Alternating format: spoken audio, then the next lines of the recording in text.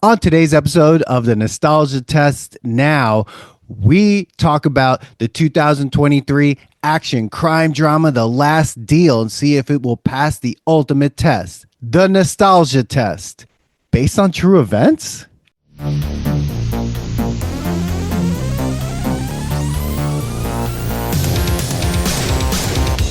Welcome to the Nostalgia Test Podcast, the show where two longtime friends put their mainstream pop culture past to the ultimate test, the Nostalgia Test. All right, everyone. Welcome to the Nostalgia Test Podcast. I'm your host, Dan Dissinger, here in LA, and I'm here with my co-host and longtime friend, Manny Coelho, there on Long Island. Manny, what's up? What's going on? You already okay. And I'm here with the other co-host, longtime friend, Billy D'Elia there in North Carolina. Billy, what's up? What's up, boys? How's it going? All right. First thing, spoiler alert. I'm not even gonna say like we're gonna first talk the first 15 minutes. We won't talk about this whole movie. We might get to the end of the movie right now. So it's a spoiler alert. Go watch the movie or not. Yeah. You know, whatever. Anyway, support an indie film. No, yeah, it is an indie film. It's definitely indie. It's very indie. Yeah. I want to know which part was true events. It may have just been the law changing. That I think was it. It had to have been. That had to have been. Because there's no way, dude. What is the actual like when you say like based on true events, like anything, like the guy woke up. Well, I don't think there's no. It's kind of like when we talked about the reboot thing. Like, what are the parameters here? Like, it's a fucking phrase that you can throw out and say. Like, the law changing was a legit thing though, and like from what I remember reading at the time, that it did fuck a lot of businesses like this where they were operating in a gray area. And then with most things, the government gets their fucking hands on it, and everything gets more complicated. Sorry, everyone. You know, but it is what it is. Absolutely. And that's exactly what happened there, because they all got to get their fucking piece of the pie, right? Sure. So I think that part, because I remember reading about that at the time, because it's such an interesting thing. Like, how does legalization work, right? And all that, you know, the shady shit that happens with alcohol in most of the states started happening with weed in California. Yeah, so that has to be the true event part. That it was just that day, the couple days or day right before total legalization in California, which I was living in LA for, and it was crazy. The next day, people were like standing on. You would walk down the street, and it was just like lines down the block. Right, it was out of hand. And now you walk down the street, and you know a lot of these businesses are going out of business. Another dispensary just closed, just like a lot of businesses as well. You know, having a hard time. So I think like you're right in terms of how the movie portrays the change from not legalization in LA, though. I mean, the way it was, it's like crazy. It was insane anyway. But going from medicinal to legal recreation, there was no real plan. So you could see that was definitely something that was interesting. And they think they got that pretty correct. I think, Manny, that is definitely just based on that true event, because any of this other shit that happened in this movie, if it happened, it would have been on the news. And I don't think. I mean, like the dude getting thrown into the water, like throat slit. Yeah, that happens. You know. I mean, sure. Definitely. I just want to know where in LA along the LA River that was, because the LA River there's water in it. There's never water in it, right? Well, there was that episode of Jackass where Johnny Knoxville hopped over that one part of the LA River on roller skates. Remember? Yes. But most it's like Terminator 2, where you can ride a fucking motorcycle down it. That's the part of the LA River I know, and I drive past that on the bus all the time on the way to work. I'm like, that's got to be where Terminator 2 was recorded. I mean, so was whatchamacallit? What's the movie with the freaking Italian Job? They end up going in and splashing through the LA River. Yeah, so, it's like a puddle. Yeah, yeah. Exactly. Not an actual river. I'm surprised we didn't get like a water. chase. Like, what water? Yeah, what water? I was surprised we didn't get like a chase scene. Yeah. In this movie? Yeah. No, there was no chasing in this movie. The budget was low, obviously, movie, right? It had to have been. Some of these reviews are hilarious. Like, people did give it a 9. You know, a timely action thriller, realistic drug trade film. Yes. Great piece of indie cinema. Yes. Epic micro budget film crime. Absolutely. Do we know what the budget was, by the way? I'm trying to look. I don't see a budget number, but here's the thing. Some info, just some facts on this for everyone about The Last Deal. 2023 American crime thriller film written and directed by Jonathan Salimi. It stars Anthony Molinari, Sala Baker, Jeffrey Lauren, Mr. Fitzgerald, Mike Ferguson, and Audra Van Hees.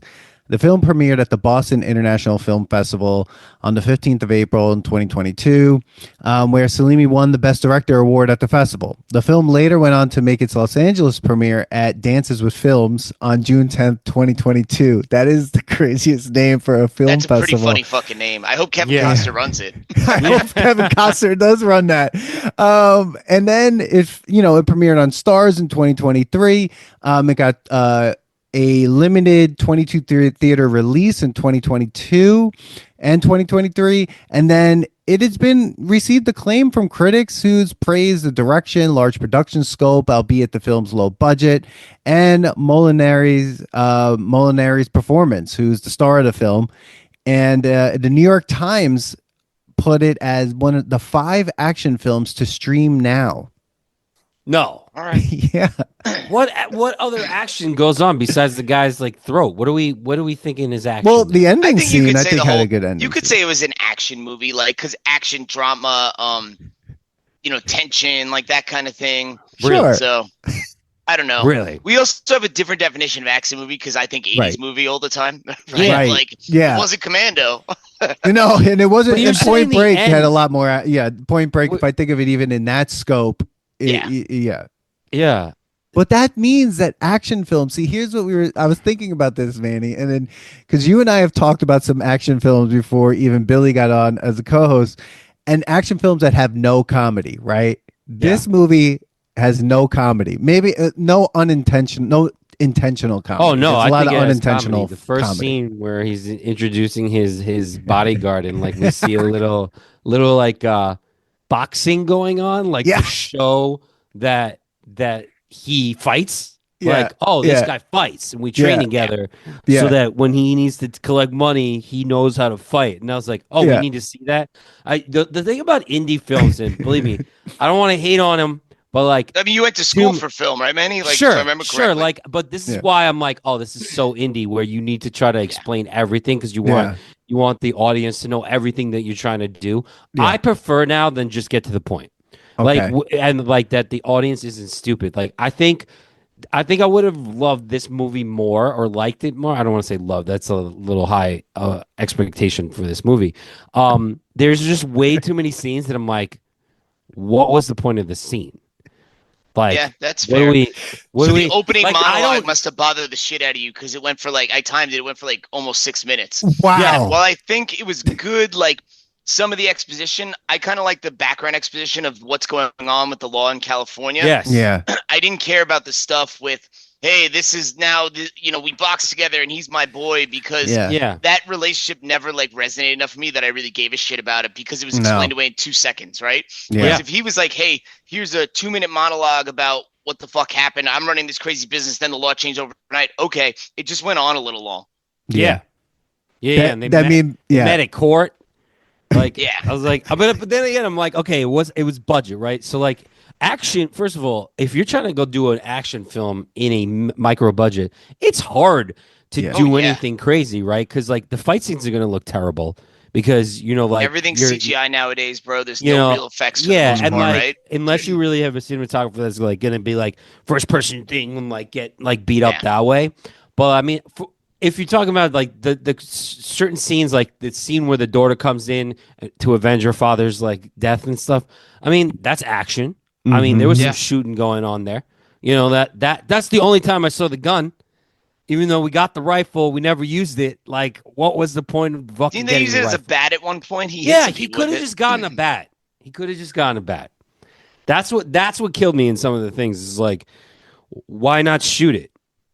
Why did we get the rifle? That is an interesting point that you make about the low budget action films, because you always hear like of low budget films in general, like indies, like you always hear the classic story of like when they filmed Terminator, where like James Cameron was like, all right, I'll walk up and fucking punch the window on the street. I mean, you get out of here before the cops come. So it's like, who knows what kind of shit was going on with that, right? Because you're trying to make things on a shoestring budget. Probably, you know, I mean, even Usual permits if you can. Not saying they did that, but like you never know what you're having to do, right? Yeah, I mean, even Usual Suspects, which higher end budget maybe. What's his name? Had to play the role of Kaiser Soze throwing the match, like you know, and they just did it in a certain way. Like, you have to find certain cuts to make it happen. So I will give them that. Like, there are scenes that I was like, all right, now that I'm like taking it back and thinking of it as like, oh, an independent filmmaker who has, you know, hardly any budget. Like, we had somebody come to the brewery and do a scene at the bar, because he needed a free space. And I was like, yeah, sure, of course. I want to support the arts. The acting was very indie film acting. You know what it reminds me of? It's like as if the actors in Baywatch put on a movie. Wow. I could see that. And they added their bathing suits. They put clothes on. And like they're like, hey, we're going to put you in this movie. You're going to be a drug dealer. You're going to be a grower. You know, like, Daddy, I'm gonna say that's even a little harsh for this, because the Baywatch acting was fucking awful. I don't know if you guys ever saw the one where Mike Piazza's on it and he's swinging a fucking bat in his Dodgers jersey. Who swings a bat on the beach? And Ben Anderson's like, are you Mike Piazza? He's like, well, yes, I am, because I'm wearing my fucking jersey. Yeah. And then they even had Hulk Hogan and Macho Man in one of them. Oh, God. No, but Manny, I understand what you're saying, because like the main guy, Molinari, he actually, I like him. I thought he was thrown by his accent, because like I'm like, oh, this movie's in LA, and he starts talking. I'm like, that is just the most Boston accent I've ever heard in my entire life. And I was like, it was so weird. He leaned in. Oh, yeah. And it's as if like I went into a movie, and like when I'm like going hard on my New York Long Island accent. Yeah. The other day I was out to dinner and someone's like, wow, like all of you guys are from the same area, but you have a fucking crazy accent. I was like, yeah, you get like 3 espresso martinis in me, I'm dropping. Yep. I'm dropping. I want to put that on a shirt. Jesus. Hey, you get 3 espresso martinis in me, and forget about it. Yeah, I don't forget about it. Like my wife always knows who I'm on the phone with by the way my accent drops like harder. She's like, "Oh, you must be on the phone with one of your old contracting buddies." I was like, "Yeah." She's like, half the people that watch this podcast are probably like, "Guys, these fucking New York assholes." Like, I don't even want to listen to them. I'm sure all of our accents get better here because we're all worse here because we're all fucking talking with each other. 100%. You know, like, so and then worse. her ear just goes through. I'm sure that we're like making fun of the Boston guy, and I'm like, that's what we would have sound like in this movie. Forget if Mike was on the podcast right now, it'd be even worse. But I will say, I thought he was the best actor like that was in there. I thought he was the best actor that was in there. He was great. Some of the other ones were like the dude that played the Armenian, like that guy was rough, bro. That was rough. That was rough. That whole scene, I have it written down in my notes. Armenian coffee scene.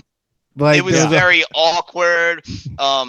Like he's like, I'm like, did this guy not know what he's walking into? Like that's the biggest thing, because I think I was texting you as I was watching it. I was like, this character, the main character, is a moron. Like he is like an idiot. Like, I don't know what, like in the end, it's just crazy. First of all right, let's just most action movies are probably similar. Like I'm not trying to talk shit about the movie, right? Like it is, you know. Oh no, most action movies, people are probably like, that guy's an idiot. Like No, but like as a character is a moron. I'm thinking in my head, I'm like, what? Why did all of this have to happen? None of it had to happen. Right? Could have just walked away from the business. Here's why it happened. His friend, who is a maniac, he's a lunatic. We see him punching a punching bag. He meets him. Then he's stabbed. Then we meet him in the office where he's roughing a guy up for $10 or $50 or so. Oh, you're talking about his friend, the boxing friend? Yeah. He's also got the side gig that ends up being the ones that pull off this heist. Spoiler, but like no one knew that was going to happen. But then we see him stab a guy outside the back of a bar, stab a guy with a screwdriver, walk over to his friend and go, "Here, hide this." His friend is nonplussed by this. He looks over, he sees him stab him. He's like, "Oh boy, not this again." And he's just like, "What'd you do with that screwdriver?" The next day he goes, I threw it in a, what do you say? I threw it in a garbage can to pack. Yeah. And I also maybe Okay. I missed the exposition at the beginning, but I didn't realize that his friend was like collecting for other people too. So I'm like, why is he stabbing this fucking guy with a screwdriver? Jesus Christ. Like, I was like, this guy's nuts. I wouldn't be friends with this guy. The main guy's girlfriend is literally the only sane person in this entire movie. But she's in another movie in some part of this. Like, what is she doing with that other guy? Who's like taking her out to dinner? He's an actor or an agent. Yeah. Ah, okay, got it. She's networking. I was like, is this a documentary? Are we watching The Office right now? Are they gonna have, like, a side interview process with these people? Oh my God. It was crazy. I was like, that bothered me. And I was like, this guy's going to get him in trouble. And of course he did, because his friend's a lunatic. But then he like disappears for a while, right? He's out of touch. Like, it's like, we definitely had a friend like this, but it's like the dude's like all in, and then he disappears, which I was like, this is shady as fuck. Like, you did something. Yeah. And he's like, no, man. And then they meet in like the most awkward like field ever. Yeah. Well, and then go ahead. Well, even before that, he takes them to the craziest loan sharks of all time. The Armenians, like, who are always like, what was it on The Shield? Remember that show with the Armenian gang members were crazy people in LA? And it's like, and one guy looks like he's from the Matrix. He has these sunglasses on, and then he signs a contract with them. I've seen a lot of gangster movies. Why never is there seen a contract being signed? Who are you going to bring that to? What law? It says they're going to murder me. What judge is going to be like, oh, well, you signed. You saw, I guess. I thought when you go to loan sharks, like, just talking is the contract. Like, just knowing the guy, you walked in, your life is signed away. You don't need to put ink and paper into this, okay? Like, you don't have to bring ink and paper into exactly. it. Like, come on, Mitch. You need a receipt for that donut? Yeah, like, you're going to go to the IRS, like, listen, I owe this loan shark debt. Like, I paid it off. I got to pay off all the debt tax that I owe. Yeah, what the fuck are you talking about? You get a contract. The IRS is like, I want your license now. Another guy with this contract. But this is what I'm saying. Like, we're dealing, and that's funny with the fact that somebody was crazy. Like, "Oh, we need to write a contract." Like, no, you don't. A handshake with a gangster is the contract, or just again, like, just the fact that you sat down and you got to be able to talk to them. Yeah, they don't need to have a contract saying, "Hey, yeah, we agree." No. We agree. Like, let's go notarize it at the town clerk. There was no contract. Imagine there was a contract scene. Mafia, like Godfather 2. Bank. They're in there. Like, notary here. Henry Hill walks into a bank. Like, is this like we were in people's court? Like, oh my God, this guy. Boom. Yeah, Judge Judy is just like, oh my God. Excuse me. Did you sign a contract? Did you sign a contract? Yes or no? Yes or no? Did this Armenian guy twist your arm to sign this contract? I signed it myself. I just said fuck it. I just said fuck it to my friend and stabbed the guy with a screwdriver. Did you feel threatened when you signed this contract? Yes, clearly. Oh my God. And then his friend, like, his buddy is like the shadiest motherfucker in the world. Seriously. He brings him to that. He brings him to the Armenians, and he's like, this seems shady. And then he brings him to an even shadier guy, and he's like, fuck it, let's go. Yeah. That's the loan shark. Yeah. I blame I was not sorry that the friend died. No, he got what was coming to him. No, that was one of my favorite scenes. He just like, what is this guy's household like where he's got a girl just taking his shit naked? Okay, yes. What was that girl doing before that? Okay, because no other guys were there. No, because what happened? Or was he in the shower? Okay, so here's what happens. He might have been in the shower. He wasn't in the shower. Why was she naked, Dan? Because this is a rated R movie. So we needed to see a girl. Well, so she didn't have to be taking shit. Well, she might have just been pissing. Good point. If naked? The dude was there, he'd be taking a shit. Yeah, maybe she's pissing naked. She just good pisses point. naked. Good point. Oh my God! But the even before that, when they go buy the weed from the Armenians, 200 pounds of weed is a lot of weed. That's a lot of weed, dude. And then, like, his friend was like, I could flip this. How fast are you trying to sell this for? Yeah, it's pushing mad weight, bro. Like, I'm trying to Had think. they ever done this before? Is my question. Like move product that quickly? Not like that, I think. So That's what was the he trying idea. to do? So he was just trying to. It seemed as if they had like a whole army of people to sell for them. It was just the two of them. Yeah, everyone started quitting. Like, yeah, because that guy was beating the shit out of him over $10. I think what was funny is like one thing that's reminded me of, because Manny, you hit the nail on the head. Like there's like, how are they gonna flip that much product in that little bit of time? Because potheads don't need they're not like, I'm gonna buy a pound. Like No. these guys are gonna be nickel and bagging this the whole that's time. what I'm saying. You would need like a army of 25 to 50 people flipping that much weight. Yeah, because unless dude, they're not. In a It's week? not like you're selling crackhead. To, like In a it's week. just- That's a totally different movie. That's like Gone in 60 Seconds with weed. Yeah. Yeah, dude, this shit's crazy. I'm like, you ain't gonna get this done in a week. Yeah. No matter what, they were gonna fail. This was gonna fail. Well, I thought the movie was gonna be more about that. Like, okay, now they're gonna have to sell this. We're gonna have a bunch of crazy characters and stuff like. No, next scene, truck is gone. The truck is gone, and then they're like, and he's wait, like, what are those guys doing across the street? And then he's like, nah, no, don't worry about it. And instantly, I'm like, this motherfucker's in on it. He's screwed. 100%. Yeah, 100%. And he checked the back of the truck. I'm like, scumbag. And the guy's such an idiot. He'd like, if I put my money up, I'd be like, yo, let me check this shit out in the back of the truck too, and I want to see this, you know? Yeah, no, he's I love just how like, his friend was like, oh, I didn't know. We've been doing it to other people, but I told them like not to us. Like, no, fuck you. You did know. Yeah. Of course, what was he trying to? But what was he trying to get away with that? Like the other guys, like then why get involved with the other guy? My favorite part is there's a man in a barrel in that truck in the beginning scene, getting high. In the beginning scene, he says something in the exposition. If you rewatch it, he goes. Okay. The barrels, he's like, oh, you could put a body in that barrel. And I'm like, there you go. Oh, I didn't even think about that. There was a lot of foreshadowing. I mean, but that's the indie way. Yeah, that's the way to do it. You got again, you try to explain it to people because people are dumb. Yeah. But like I again, the biggest pet peeve I have is that there's scenes like, I think I texted it to you guys, like, all right, so if I'm like gonna go from here to my car, I don't need 8 shots of me walking to my car. Like you could just see me like shut the door and then like I'm in my car. Yeah. The indie way is like shut the door, put the keys in my pocket, flip my jacket up, look at my phone, walk, get pictures of my shoelace. Drone shot. Me going to the door, me sitting down. Like that was just a lot of it too much. Like him going to his mother's house. Okay. But we can't. Okay, we're gonna jump around. Let's just jump around. Driving to the mother's house.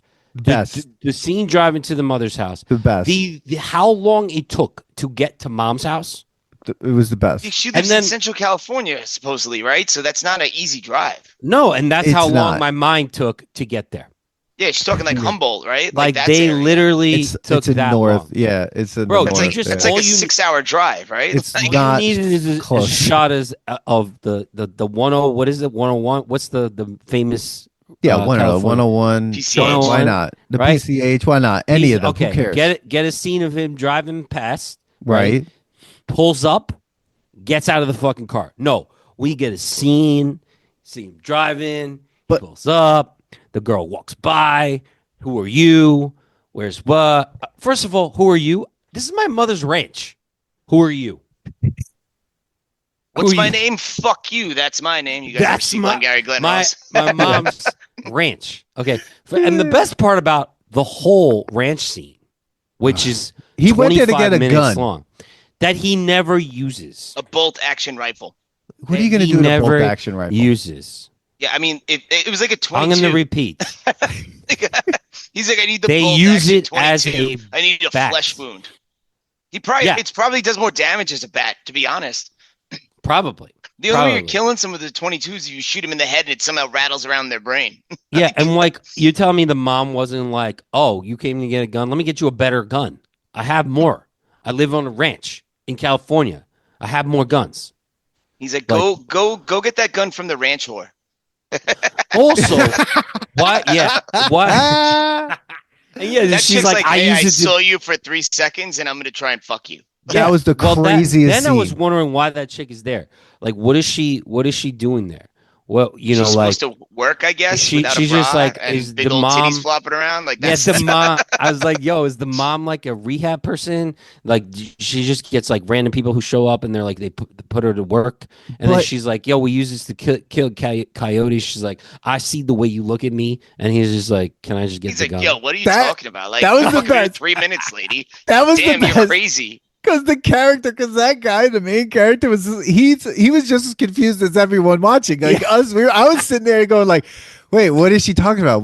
What is he's trying to get the gun? And his reactions in this whole movie are the greatest things I've ever seen. Every time he's faced with an issue or something happens, he's like, oh God, Jesus Christ. Like in that scene, she's like, she turns around, takes her shirt off, and he's just like, oh God, oh my God, I just need this rifle. Just get me this gun. Like, I just found out I'm about to have a kid, which like, we have to go back and talk about that scene. But like, oh, I forgot about that. But that's what I'm saying. Like in this movie, they wanted it to be an R, and fine, they did a good job. Sure. But you had the one nude scene, the girls on the toilet. Like you wasted it. Just have her in the bed with their titties out. That's all you needed, Like, do that. Yeah. Like every scene in The Shield when they break into a house. Oh, yeah, exactly. Every time. But every time. How many times in 80s movies someone like run through a bedroom and someone's like, oh, and you're like, oh, yes. That's like that scene that. with the girl with the gun. In Point Break, Keanu Reeves gets his ass kicked by a woman who same thing, running through the hallway naked. She's an unbelievable stunt coordinator. She kicked his ass in that film. Destroyed. Yeah, dude. The scene with the ranch girl, he's hitting on him the whole time. She's like, "You here alone? Oh, why didn't your girl come? Oh, she's not here." And like she's like sitting there as the mom's talking about, "I want grandkids or whatever." Oh, always liked her. The girl's like rolling her eyes. Then I'm like, what is like, this is what I have to like think about that. Like this girl's been on the ranch for a long time. She's obviously horny as fuck. Yeah. Yeah. Yeah. And she's looking for whoever showed up. Like it didn't matter who showed up. No. Like she was ready to go. Absolutely. 100%. The whole scene, first of all, he walks into her room. I forget, was she there already or she like comes into the room? I think she came into the room. He went in there to look for something. Goes, you should go because the mom's like, oh, I think the gun is in blah blah blah. That room. Didn't he run into her outside and she's like, oh yeah, come on with me. Oh right. Yeah. But then that's all he goes through, and then he doesn't take mom's money. I would have taken mom's money. Yeah, I would have taken the $5,000. Just take the $5,000. Just take it. Yeah. Yeah. What? Why? What do you? The whole scene was a waste of time. Just take the money. You're trying to get as close as possible to pay this guy off. First of all, again, you made a deal for a week, which is insane. You never pulled this off before. No, like that's crazy. What are you trying to do? And how much money was he looking to flip? They were going to make a lot of money. I think he said it was like 5x or something like that at some point, right? Okay. Because when he was crunching the numbers, he was like hundreds of thousands of dollars in debt. God. Yeah. And then he's like goes back and forth into this like one dispensary that I'm like, what is happening? Oh, the grower. Oh yeah, that guy. That guy is the worst actor. Buddy, yeah. That guy was, I'm thinking he was just a real grower. And I'm thinking when he did that scene that was like the scene from Blow where they get on the plane, and stuff like that. Yeah, that the guy he met, I believe, is probably also a real grower up in Humboldt County. You think? 100%. It has to be. It had to be because I think they filmed on a real farm there. Got it. Yeah. All right. Yeah, I mean, dude, I'm looking at my notes. There are notes that I'm looking at and I don't understand what they were from.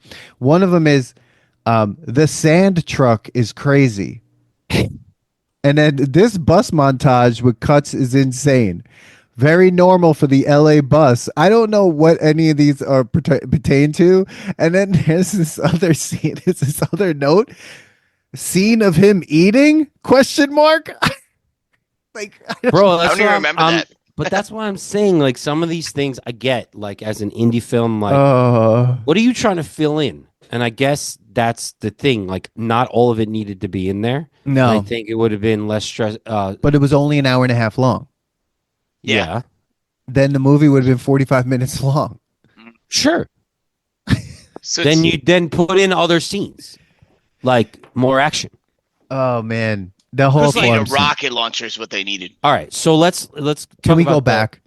Hold on. I want to.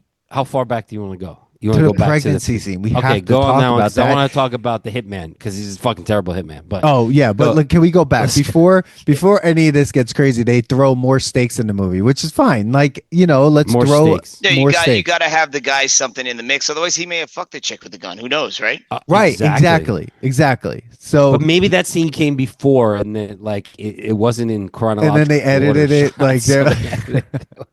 But like, I'd be wondering otherwise if he wasn't pregnant and she looked like she was like flirting with that other guy. I'd be like, why didn't he fuck that chick? Yeah. He was like so uncomfortable in that scene on the ranch scene. Oh, yeah. He was just oh my god, just He's get me get this those big titties away from me. Like, just get me the bolt action gun. I need to get out of here and never use this gun. So his girlfriend, who was in a different movie, and she was good. She was in a different movie though. She's like, I'm pregnant, and his face is just like, are you sure? She took 3 pregnancy tests. Next scene, he's in a pharmacy pregnancy tests. looking at pregnancy tests to buy. He gets a phone call from his friend, and he's like, I'll be right there. And he picks a pregnancy test off the shelf and purchases.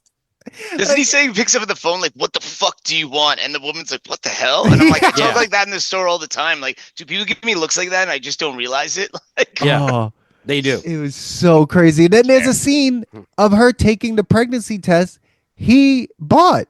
So he didn't run to his friend right away. He's like, I'll be there. Next scene, they're back at the apartment. She's taking another pregnancy test to prove to him that she's pregnant. And then he's like, I got to go watch my friend get killed. Dude, what about the first of all, doesn't he touch it and she just peed on it? Yeah. That happens in everything. Anytime there's a probably happens in like, real life, I would imagine. That's probably why it was like done. But like there's this what about the scene with the inspector who's eating out of that paper bag, and like he just drops it on the floor, and the main character, like, as the guy, he picks it up and he looks at him like, I can't believe you just littered. I'm like, of course he littered. He's a piece of shit. Yeah, that was like, well, I wonder too, is like when you're writing it, are you like, all right, this guy's a scumbag. We need to like show that he's a piece of shit. So you write that in, right? So that's it. Like, he doesn't care about anything, and he's really not listening to him anyway. He's like, and that probably did happen. Like when he needed to over explain to us, the audience, when he was like, this is the last time I have to pay, right? Like, no more inspectors are going to come, right? I'm not going to have to pay every inspector that comes. And the guy's like, I don't know. I mean, like, like that probably happened a lot. Yeah, everybody was just looking to get bribed. Like, sure, dude, And the licensing, the license shit is so difficult. Like, it's so hard for just a solo entrepreneur in the cannabis industry in LA to get a license for a dispensary. All the dispensaries are like big corporate ones, or like Woody Harrelson. Like it's like New York, where you got to know someone to get a liquor license or pay someone at the table and shady shit like that, right? Exactly. So that part was very true, and that makes sense as why he might take a risk like this. But the fact that he takes it in the most insane way was like wild. That was the problem I had, was like, I felt empathy for the character at first, because it's like, oh man, like he had a pretty nice setup under the rules of the time, right? And then everything changed and he's trying to make it work. But then his decisions just kind of got stupider and stupider, where I'm like, come on, bro. Like, don't do that. Don't trust this guy. Don't trust the Armenians. Don't trust this shady guy with the slick back hair and black sunglasses on. Like, what are you doing, bro? Come on. Common sense. You got punched in the head too many times boxing. Yeah, exactly. What about the guy? There's the one scene when right in the beginning when they're trying to collect from this one guy, and he tries to grab the weed or the money from him and run away, but he gets caught. Like, such a funny, awkward fighting scene for no reason. Yeah, he goes and sells that bag to that like weird kid in the beginning, or that like I guess musician. and I'm like, oh my god, I'm like, this is the most LA thing ever. A lot of this was filmed near me too. Like Was it? the scene of him and his girlfriend after the guy gets stabbed by the screwdriver, and they're taking that nice walk down Sunset Boulevard at night. They're taking a nice walk. Yeah, nice walk down Sunset at night. Yeah, that's that's right. But I walk on that. I walk down there. There's a cafe like a block from there. I was probably doing work at that cafe while they were filming this movie, and there's like that. They were across the street from like Guitar Center. I was like, oh my god. But yeah, you know. I want to get to the not Go to ahead. talk too much about it. This movie anymore. Oh my god. The Hitman that his friend tells us to get. Yeah, that guy was terrible. Why are you scoping out this house with lights on? Like You're not being he's like parked in front of it, essentially. right in front, like, dude. Yeah. Like it's just a terrible hitman, and he gets caught. Like, so we're kind of told that this guy's a good hitman, but the Armenian guys are that much crazier. Yeah. But look at the guy that he ordered it from. The guy that owns like a shitty Cessna and just flies up to like big weed runs all the time. He's like, I know a hitman, and be like, all right, like, yeah, I know maybe this not guy. the most reliable person to order it from. No, Sure. and he's the guy that he leaves his girlfriend with, who's pregnant. He's like, just hide out with this guy. It's like what? Yeah, he that just gave gave me you the shittiest hitman ever. Yeah, and of course his girlfriend gets kidnapped. Sold. Of course. Of course she does. Yeah. We knew that was coming. Some of the stuff was predictable, but I will give it credit in the fact that most action movies plots are very predictable. Like you see where things are going, right? Of course. Yeah. But that Hitman was so funny. I thought at that point we were in like a Zucker Brothers film, because I'm like, this guy, he might as well pull a rubber chicken out of his pocket and like try to kill someone with it. Like that's how crazy hilarious it was. I was like, he's dead. His daughter was better. Holy shit, that was a good scene. That scene was good. I didn't see that coming. I did not see that coming at all, and I thought that was good. And I like her like code of finding out if he was a good guy or not. It's like, you know, why'd you hire him? What did he cost? And like, you know, that, and like, you know, he's like, oh, I'm so sorry. And she's like, yo, he knew the life. Like that, you know, she was okay with it because she's got that, she's living that life too. Yeah. She's like, I got to get back to John Wick. Yeah. Yeah. She's like, I just wanted to avenge my dad's death. Yeah, because I was watching that scene, and that scene was great. Because even the biker that was in that scene, that guy was good too. And I was sitting there going, "How's he gonna get out of this fucking thing?" Like, how? Well, yeah, that's why I thought it was really unexpected. I like that scene. Yeah, that's my favorite scene. That was a because really it was good like, scene. oh shit, like because he wasn't gonna get out. That was all luck right there. Yeah, and it was all luck that that dude had a daughter. Who he told was a hitman. Like he trained. Think about it. He trained his daughter to be a hitman. That's the movie I want to mention it though that he does have like right. He said like I have one person. They have like a GPS on me or something. My protege called it. Oh, that's right. That's right. Speaking of that biker guy, I did like that guy. I thought he fit in well, like the role. Yeah. 100%. That guy was actually really good. He knew what was going on. Yeah. That could be like an extra on Sons of Anarchy. Yes, Mike Ferguson. Yo, Mike, you need to be on other shows. He's a tattoo artist turned actor who in a short time has become a prolific and invaluable staple in the independent genre films and beyond. Nice. Wow. His early roles include the TV show Death Squad, the film Triassic Hunt, and memorable scenes in the Timothy Woodward's American Violence and Silencer. All right. Interesting. Makes sense. I mean, he was scary as fuck. Yeah. I wish he was in the last scene. Yeah. Yeah, but you know, because that scene needed help. He got taken out. Needed help. Yeah, that last fight scene. But the house was too empty for such a big gangster. I just remember he pulls up and he's like, "All right, park right in front with the lights on." The back seat, with and the I'm lights like, on, bro, he's right in front. Like, yeah, how does he this killed guy the have no one hitman out front. What the fuck, bro? Like, yeah. I'm like, what's going on here? And well, then they're like 2 down. Yeah. They're 2 down already because Biker Boy and 2 are killed. So they're 2 down, and those are the 2 guys that caught the hitman. So they're already missing 2. So how much henchmen did this guy have? Like 3? Because like he goes through the house, and there's only like 3 other people that he fights to get to the bedroom. Well, I love the fact that, and I feel like this happens in a lot of films like this, like in a lot of action movies, that the bodyguards for bad guys, they love to just chill and watch TV.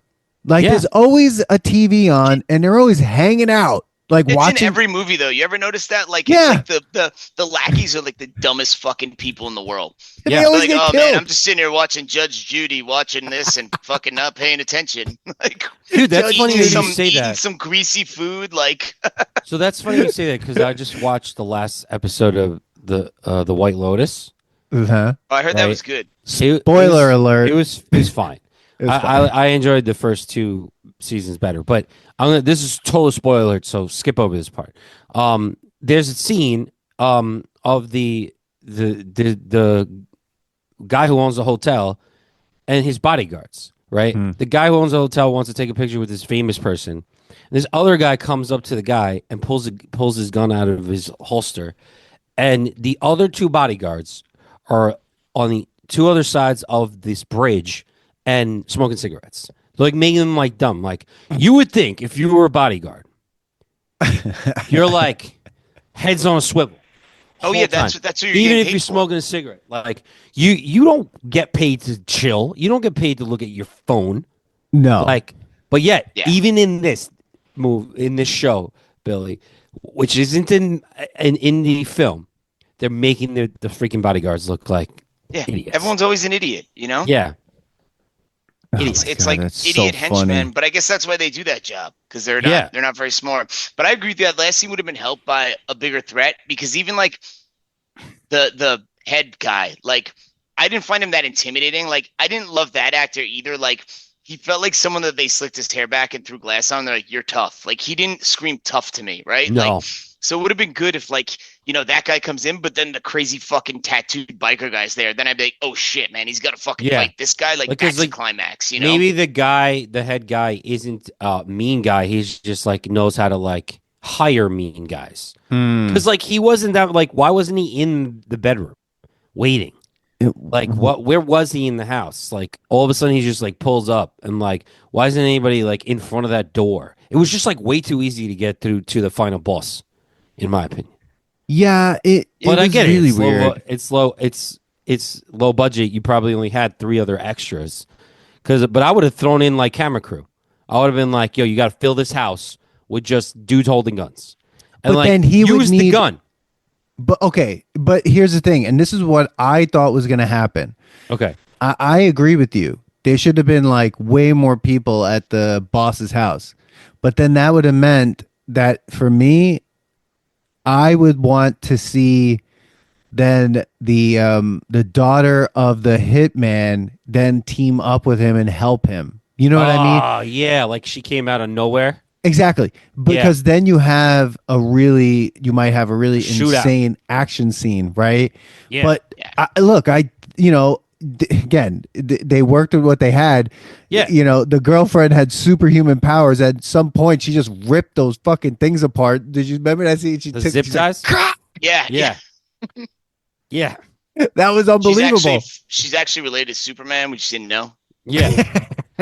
She just didn't want to show her power off. No, she was just So like, right at oh the man, end. my boyfriend. But then is she just... can't like figure out the rifle, and she's just like juggling with it. I mean, like then you could argue he didn't shoot it, which is good because then the noise would have like set off that more would have triggered alarms everyone and else. So stuff I like get that. him not doing that. At the beginning, I guess the other thing we need to remember is that unlike a lot of action movies that like we're all very like. We grew up with the greatest action films ever made in our era, right? So like the lead character is always like a fucking badass. Like whether you're talking about Arnold or fucking Stallone or like the Lethal Weapon movies where like Mel Gibson's this crazy guy that's taking people out. Like there was always like a badass, right? Whereas this guy's just a fucking guy, right? So it's almost like what would happen if just a fucking regular dude was in this situation? Now, granted, we've all watched enough action movies, so we wouldn't park right in front of the house and take the gun from the back seat like that. No. But like maybe some people would, right? I don't know. I mean, adrenaline. Billy, you're right. Like adrenaline rushing. Maybe like this is what real life action is. Yeah. Like sometimes you use the gun, sometimes you can't figure it out because you're sweaty and it's whatever. So you have to it's just a fucking bolt action. yeah. And Like you just have to use. There's probably no ammo in it. Yeah, I didn't see a magazine on it. It's probably a 1-bullet bolt action. Yeah. And you just use it as a weapon at that point. You just use it as a bat, which he did. You're like, so I get it. Okay, I get it. That's the thing. I think I think you're right about this guy. He's just the everyday dude, right? This is why things like Die Hard work, right? Like Die Hard's great because it's the everyday guy. You could beat the shit out of him, and Yeah. then it's no one cares, right? That's why, like, we talked about this on our episode about reboots and them rebooting Running Man with Glenn Powell. And I'm not that angry at it, though. I'm like, why are we doing this anyway?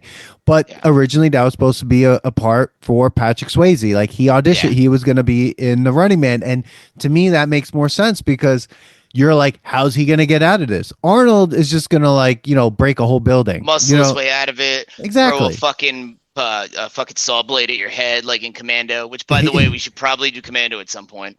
Right. No, we have to do that. We have to do Predator. But, like, I think, like, this guy, it would be hilarious if this movie, like, if this was John Cena or, like, The Rock, like, not that, they would be in an independent film. Someone like this, that. Yeah. Someone huge, like, in stature.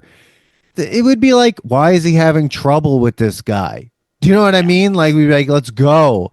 Instead, at the end of this movie, you get, which is, I still don't understand in action movies when, like, the good guy gets behind the bad guy while they're killing someone else, like he was choking his girlfriend, and instead of stabbing him in the head or something, he stabs him in the shoulder. Like, what Always are we doing happens. here? Always happens. What are we doing? And then he's so dude. tired from stabbing him in the shoulder, he falls down again. And then that's the thing. Like, you could argue that, like, if these guys are everyday people, they're not training to fight that long. Like, and if you ever been in a 3-minute wrestling match, yeah, bro, you're exhausted. No, you're right. You're right. You're So when you have right. two humans that aren't training, although he was fight training a little bit, right? You're like, you can't fathom the adrenaline, the fatigue you get within 3 minutes, right? Especially Plus, when someone's going at you at the same strength or more. So, like, it's like real fighting. Like, unless this guy's, we saw him training a little bit, but he's not. It's not like he's running every day. No, he's a weed dealer, and that's the one thing. Like, that's the best part. It's like they have the intensity of a heroin movie. Like the stakes are that high where, like, it's like, this guy's just weed. This is weed. This is. Yeah. That and is I'm not saying there probably isn't a crazy weed black market like this where whatever, but the weed movies we've seen, aren't, the stakes aren't as high, Tell that to Pineapple Express. Well. But, like, I'm gonna say, what's crazy is at the end when he's just a grower. Love it. So it all is like, all that was for nothing. Wearing, all he had to really do is be glasses, like, yo, I'm gonna stop all this, and I'm just gonna go from where it all started. I love growing. This is what I like bankruptcy doing with the business, and just now that it's legal, you can just grow and get paid to grow and have a sustainable life for your family. I love that he's drinking a juice, like a green juice. Yeah. And here's my favorite part. He's dressed like Marty McFly at the end. Yes, he is. I'm just telling him, like, do you think he feels bad that his friend died? Oh, well, yeah, he was paying for his little sister's college. College, because he's like, oh, he would have liked it. He's got the. But again, I'm like, why are you being so nice to this guy? He set you up. Totally fucked you. Like, whether he said or not, like, that guy set him up. No doubt. Yeah, that guy was like shady. Let's ask the director if that was the intent there or not. Yeah, I read that incorrectly. Yeah, like, I don't think he's a great friend. No, but maybe he was a terrible actually friend. Didn't want him to get fucked over. No, because he was like, "Oh, I told them not to. I didn't think they would fuck with this one." We fucked other people like that, but I didn't mean to fuck you. Like, but the ultimate question: where's the weed? Where did it go? I think the Armenians just took it back. See, and they disappeared. That was the best part. Like, not only did they take the weed back, but they just fucking vanished. Now, the other guy should know where they are because he works for them. Yeah. Doesn't he? He works for everybody, the dead friend. Exactly. Yeah. Well, that's why I thought it was crazy that it was like, in the end, like, the weed dealers just, we're not even talking about them anymore. We're only talking about the real threat here was the loan sharks. Absolutely. I That agree. The loan sharks. Yeah. Those guys were there to rip him off from the beginning. I feel like the Armenian guys. Yeah. And his friend doubled down on fucking him by getting involved with the other people. Which is crazy. Which is crazy. Which is crazy. But what's crazy Double about shadiness. the thing about like the loan shark mentality, like, oh, I'm just gonna kill you, but you still didn't get the money back. So you killed somebody, you didn't get the money back. Principle. It's about principle, Manny. God, like no one else. Like instead of going after the guy, the owes money, like go after the people who stole the weed. They have the ability to make the money back. With that. I think it's more just like the principle that, like, hey, it's on you is the one I mean, I probably would have gone after his wife first, Oh, not his friend. Get him to pay you the money. Got it. Dude, the end of this movie is great. True. And then we have to close this episode out real quick. But I'm watching it in silence right now. The girlfriend stabs the guy and kills him. She's a badass. That was fucking cool. She's basically like, I gotta take care of this shit. Yeah. And this guy's married above his station, by the way. Let's be honest. 100%. 100%. He's on the ground, and then she goes, "Are you okay?" And he's like, "I made a mistake. I should have hired you as my hitman." Haha. Yeah. Some comedy. You just murdered someone. He's telling jokes, right? Yeah. Yep. Then he's like in the mood. His baby got brought into murder. Yeah. And then she's pregnant. Yeah. And then this is the best part. In the exposition, like the voiceover as this is going on, another joke. Now get me to the hospital. That's another joke, I guess. And then he goes, in the end, I probably should have just gone out of business. It would have been easier that way. But it is what it is. But it is what it is. He's so laid back about it. Just because he's high, bro. So here's he doesn't smoke weed. I forgot about that. No, he doesn't smoke it. He just vapes the whole movie. The whole movie. Yeah.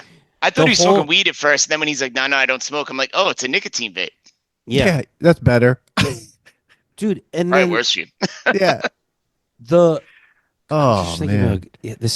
What if this was real? Where's this guy right now? And what happened? Bro. You're telling me the Armenians didn't have friends that now know that this guy's dead? But they already got what they need, right? So they didn't need shit from him. They got the money, they got the weed back. They're fucking in the wind. They don't care about this schmuck. That's crazy. That's crazy. That's the craziest thing. They stab the leader, and then they just leave the house. Like, are cops gonna go there, or are we just gonna go down as like, oh, it's just a gang fight? I don't know how he got away with it. Yeah, good point. Did he just leave? Like, it was his mom's gun that was. I guess he didn't shoot the gun. But he broke 10,000 laws. DNA everywhere, dude. Yeah. There's DNA everywhere. We're just supposed to accept at the end that he's fine and that he's fine growing legally, and he's somewhere kind of fine. Yeah. And his wife killed somebody. His wife killed someone. He killed a few people. His best friend's in the low rising. His best friend is somewhere in the LA River. Life is good now. Life is great. I have the beads. He has Buddha, the beads, those Buddha beads on. He's dressed like a total hippie. Yeah. But he doesn't smoke weed. No, bro, he's just be a grower. He should have just done that from the beginning, though. Like, he seems like he doesn't care about things. He goes with the flow. Why not just be like, fuck it, business is closing. Move on. Well, it feels like his shitty partner talked him into it a little, but he needs to have a little less influence. That's really what it was. This is a cautionary tale. When your friend is a fucking asshole, don't listen to them. Well, We've all learned that lesson many times, right? Bro, we could make a movie like this. Totally was thinking about the same thing. I was thinking about the same.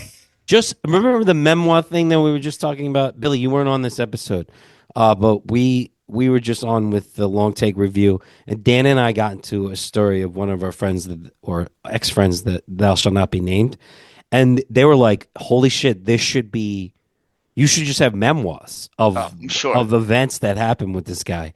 But now that I'm thinking about it, you could literally say, based on a true story, and just do 75% of what actually happened, and then we just get into some crazy shit. Because some of what I saw in this movie, I'm like, he would have gotten into this.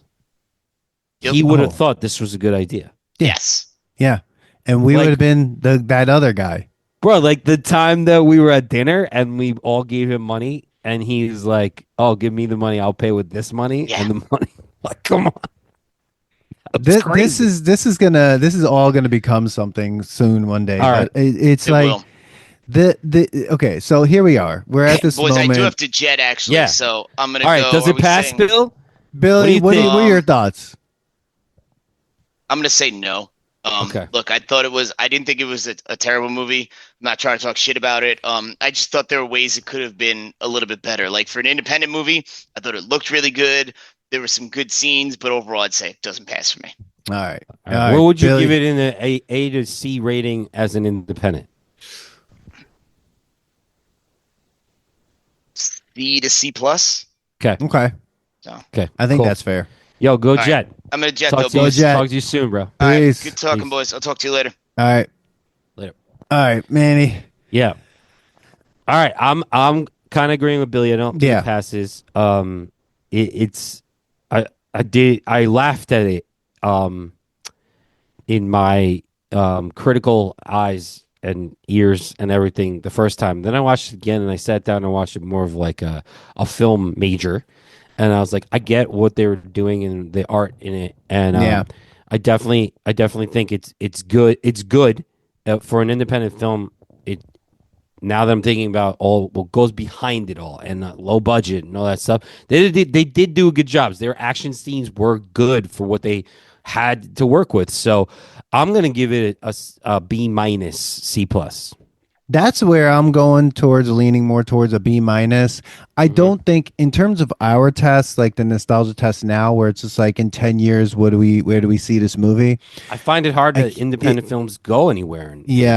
It's really difficult in this era. I think for this movie to continue to keep its head above water, you have to like understand, like you have to have fun with it like this. Like I think you can have fun with this movie. Look at the crazy scenes, do some fun showings, midnight showings and stuff like that. And hey, last deal, we're down to host those things. Like, I think you could definitely get this to be like a cult like kind of like I'm not insulting them in this way, but like the Room did. You know how like the Room got this like critically acclaimed like marketing that happened. Like it's definitely worth that. Yeah, no, 100%. That some of the scenes you're like, what the fuck?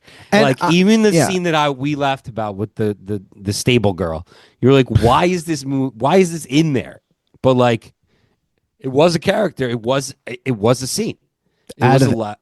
Absolutely. You know, and I think and that's the thing, like I see why this movie would have won some awards and stuff too, in terms of directing and stuff like that. It's a well shot movie, it's a well directed movie, but again, it's limited with its budget. And today I feel like this has that 80s feel in terms of like what it is, and up against what people are watching all the fucking time, it's really difficult for this to kind of gain what it has. But I give a lot of credit to all the people involved in this, because when they reached out to us, like it was crazy, like that they're getting, a lot of different podcasters talking about it, and we had a good time with it. And we're looking forward to, because we're gonna have another episode, a special episode coming up with as well with the people from the last deal as well.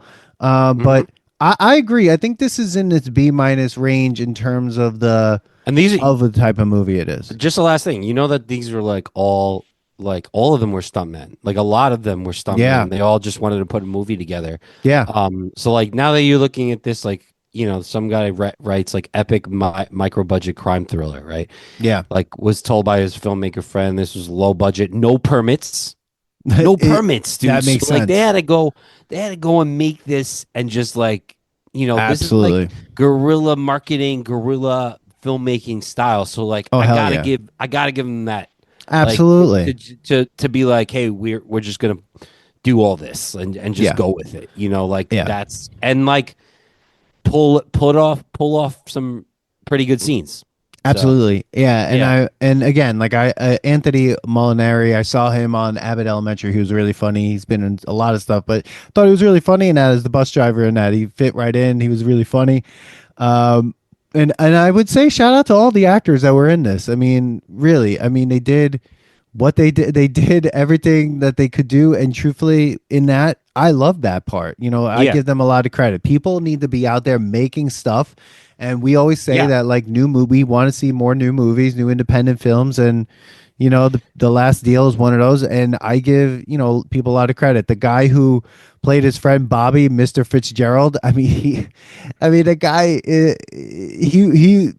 was one of the craziest best friends ever, and he was in The Penguin for 2 episodes as Richie. Oh, he was. Damn. Yep. Okay. Yep. And listen, man. I have to say again, there's some scenes that I would have cut as an editor, to make things move faster. But if you have no budget and you shot all this film, shot this, you have it. Yeah. Right. And you're maybe even a cinematographer who was like, yo, I want to show that I can do this kind of work. Yeah. Like, this is a good resume. Like, I could get this kind of composition. I could get the scene, the look of this, the guys walking from here to there. Like, I get it now. Like, I was mean at first with this, so like I get it, but definitely that's still what a we B do. minus. No, I know. I know. It's not that we're mean. We're just we're having fun with it, and I think the thing is I think if this here's what I'll say. If a movie is really bad, we usually like almost have zero to say about it, and there's nothing to talk about. It's just boring. Sure. Like when we talked about the Santa Claus, like oh my god, we stretched that one. Yeah, because that movie was boring. And it was a high budget film. And that was a high budget film with high budget actors, and that movie was trash. I would rather watch this movie, and I'm saying I would rather watch this movie against a few movies. So this was this movie had everyone. I'd like to know what was happening in that room when the girl was naked taking a pee. Well, I guess we'll ask our special guest when we get to like get interviews because I would like to know about that scene. I have no idea about that scene. The stable girl. What point? Like, what is going on? Why is she there? Why is the stable girl there? That was why is she so hungry for it? And she's thirsty. Do they have a history? He was just so confused. He was like, "Oh boy, here we go." Yeah, it's the mother just takes in random girls who are looking. He was so angry. His mom. I know. Like, did the brother die? She wanted grandkids. He never even told her. Yeah, the brother died. Oh, but he never told her. He never told her that he was pregnant. That he had a baby. Coming. Would you? She's crazy. The mom? Yeah. She wasn't that crazy. I don't know. Here's why I think she's crazy. Okay. Look at her. Look at the help she hired. She just likes to help people. She like rescuing puppies. She was rescuing puppies. The puppies were loose. Oh my god! All right. Well, guys, check it. Listen, check it out. It's on Tubi. I hope you didn't listen this far, and spoiler alert. But just go watch it and see if we got this wrong. Were we too harsh? Should we give them a break? We probably were a little harsh. We're from New York. Yeah, I lost my independent, mini movie guy feelings, and I came back. It came back on the second time I was watching. I'll say this: they had it looked really good. These shots were beautiful. Oh my god, the camera, whatever camera they used, was fucking great. If you want to see an indie movie that was shot like trash, edited badly with no sound, no nothing, it was so fucked up. You can watch it. It's called Birdemic.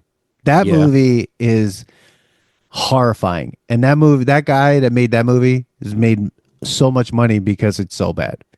This movie is well developed. They had an idea, and they did, and it worked. It's just a lot of driving scenes that I think could have been edited down. Dude, I'm just rewatching the trailer, and the camera was sick. They did, whoever the cinematographer was, phenomenal job. Yeah, absolutely. But well, Manny, another good episode. Billy's already gone. He ducked out to go do whatever he's doing. Plays hockey. That's on right. Mondays. We make him come and hang out, and then he goes and hangs out and gets drunk with his little hockey buddies. Or is it ice hockey? I don't even know. I think it is ice hockey. Shout out to Dominic Lopez, who is the cinematographer for the last. Dominic Lopez. Dominic Lopez shot, let's see, since then, where is it? I don't know. Yeah, no, The Last Deal. He's done he's Gray Rabbit TV series. He's a director on that. Cinematographer, 32 credits on that. I mean, he's he's really good, and truthfully makes sense. I mean, the film looked really amazing. It looked beautiful. Yes. So, but Manny, here we are. See, another good episode. Everyone follow the podcast. Follow The Last Deal. Give them some love. Give us some love. And subscribe. We got a lot of great episodes coming up. But see you on the next test. Peace. Thanks for listening to today's episode. Please subscribe to the Nostalgia Test podcast to know when new episodes drop. Don't forget to leave us 5 stars and a positive review so more people can find the podcast. Share your thoughts and memories on today's topic on our Twitter @NostalgiaTest and on Instagram @TheNostalgiaTest. Tune in next time because you never know what pop culture will pop up on The Nostalgia Test.